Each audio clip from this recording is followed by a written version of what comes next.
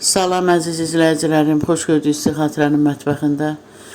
Mən bugün 3 ərzaqla badımcan çığırtması hazırlayıram. Sizinlə bölüşürəm əsl badımcan çığırtması.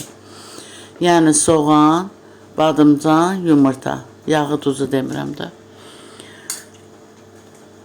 Çox ləzzətli olur. Badımcanı mən bişirmişəm, belə bişirirəm. Məsələn, pomidor da vururam, biber də vururam. Ancaq bu çığırtma mənim uşaq vaxtı anam pişirdiyi çığırtmadır. Buna həmişə xoşlamışam mən. Dadlı olur, ləzzətli olur. Yumurta, pomidor vurulan da başqadır, biber, pomidor. Ancaq bu əsl badımcan çığırtmasıdır. Çox ləzzətli olur, dadlı olur. İnşallah siz də bişirərsiniz, mövsümü bitib qutarmamış. Badımcan indi yeməli vaxtıdır. Badımcanları xırda-xırda kub-kub doğrayıram duzlu suya. Biraz duzlu suda qalsın. Həm rəngi qaralır, belə badımcanı heç vaxt saxlamaq olmur. Sən durub başqa işi görüncə badımcanı doğrayasan.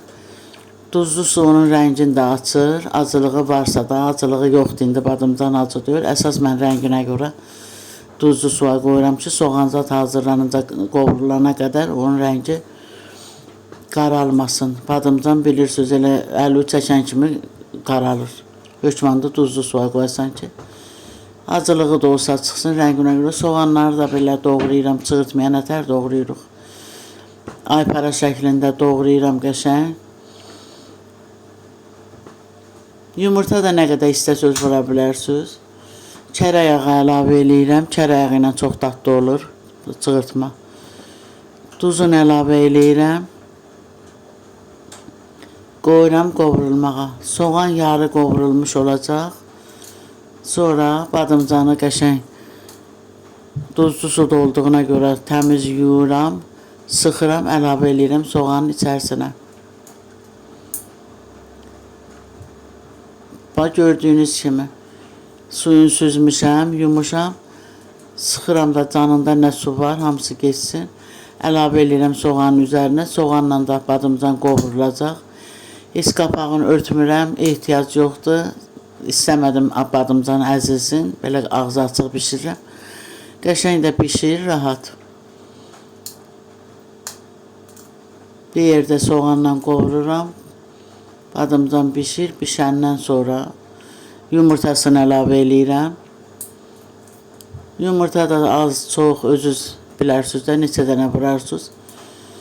Mən elə bil bu qədər çığırtmaya 6 ədəd yumurta vurdum.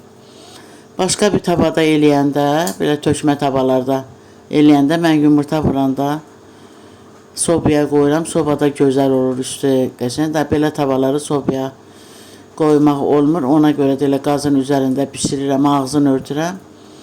Yumurtası qəşəng pişir. Çox ətirli, dadlı yemək olur. İnşallah siz də pişirin.